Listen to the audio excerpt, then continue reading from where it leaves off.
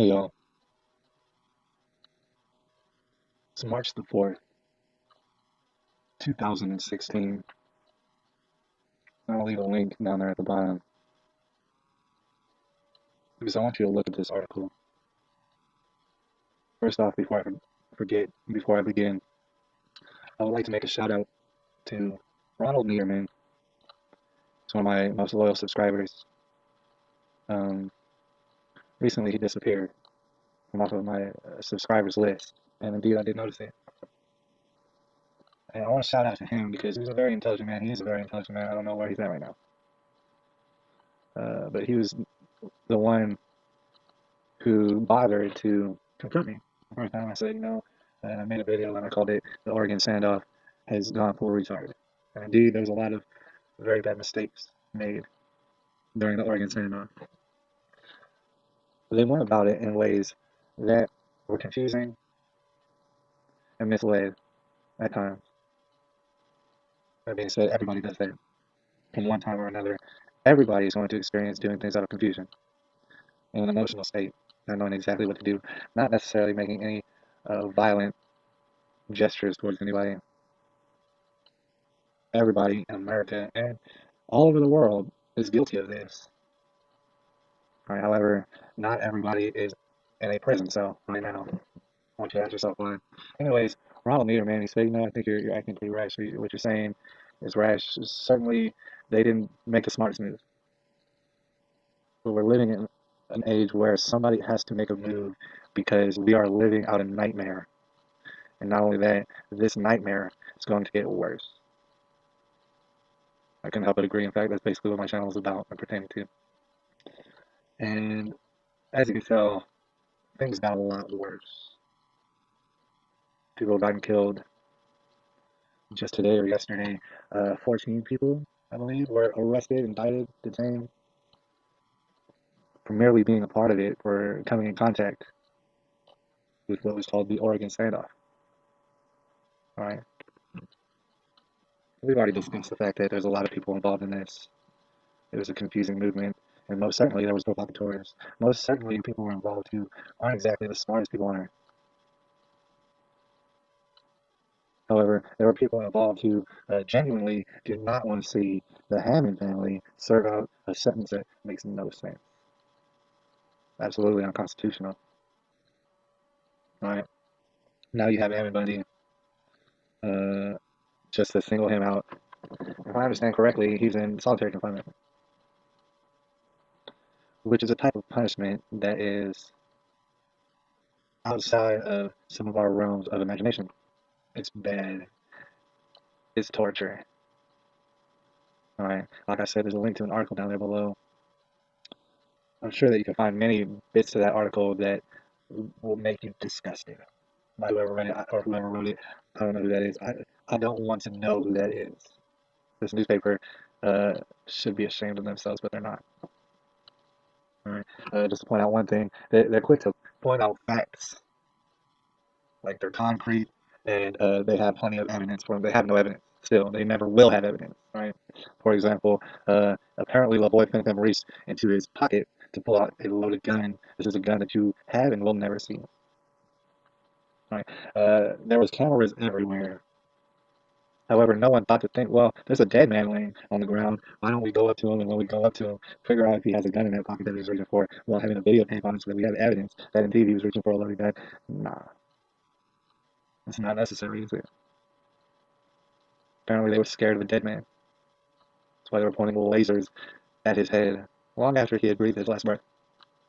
Right? But that is fact, according to this article, and is indisputable somehow. Only one little bit of evidence is not going to ever be seen. It's never going to see the light of day. But it's absolute, though. That's how it's referred to in the article. All right. The article is going to make your stomach hurt. Bad. That is if you care at all about the country and if you know how the world works in any sense. It's going to make you sick. But what I wanted to point out is to go to the bottom, to the comments. And the comments, I assure you, are way worse.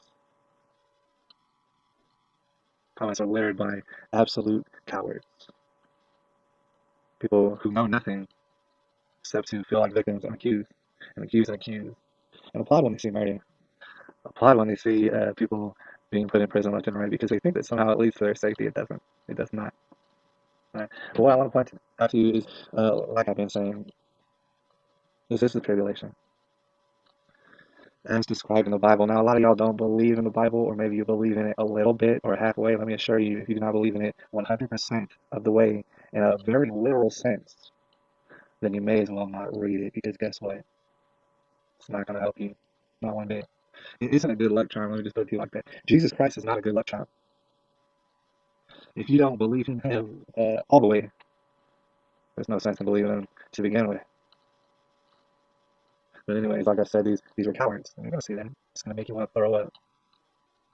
All right. What I'm going to explain to you is this. A lot of people throw around words. All right. And they get upset with me because I'm kind of a stickler for words. When you say a word, the actual meaning of it pops in my head.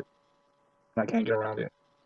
There's a lot of different words that you can use to describe the folks writing little comments, all amped up on Mountain Dew or whatever else. Living vicariously through officers who murder people for justice. Right? One not so harsh word you can use for them is spoiled. Yes, they are spoiled. A lot of people use this word loosely, like, oh, I spoiled my daughter, or oh, I spoiled this man.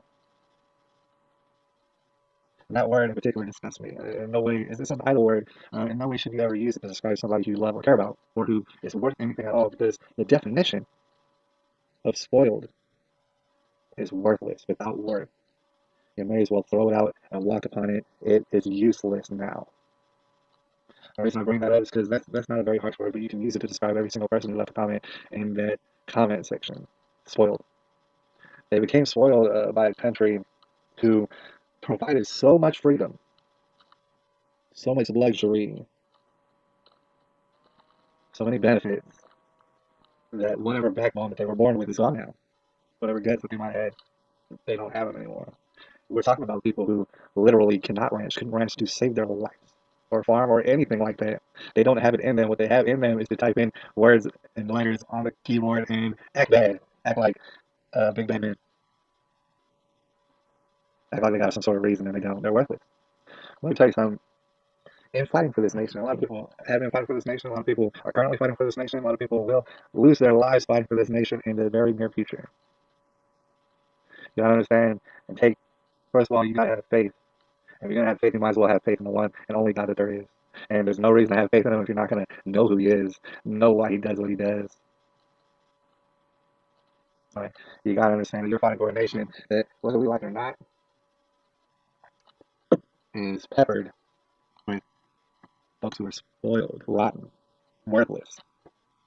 And they're gonna do nothing but laugh and applaud and sing songs as patriot after patriot after patriot go to prison and are killed for simply standing up for the nation that they love.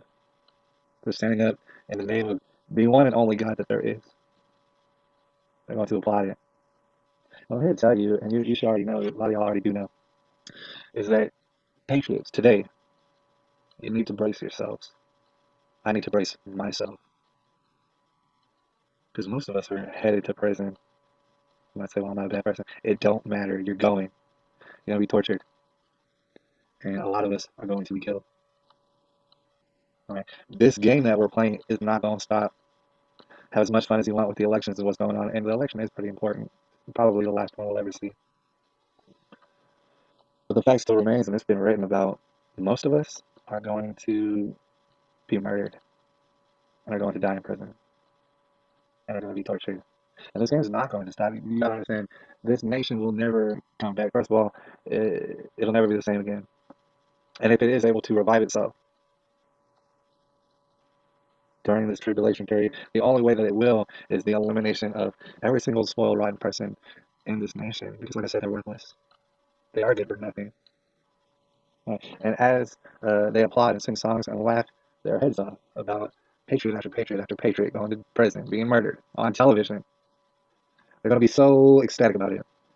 They're going to be so thrilled to watch it happen that they're not going to understand that their food supply is going to dwindle. Remember, I said they don't know how to ranch. They can't farm anything. They're used to going out and eating fast food and stuff until they end up with diabetes or cancer or whatever else.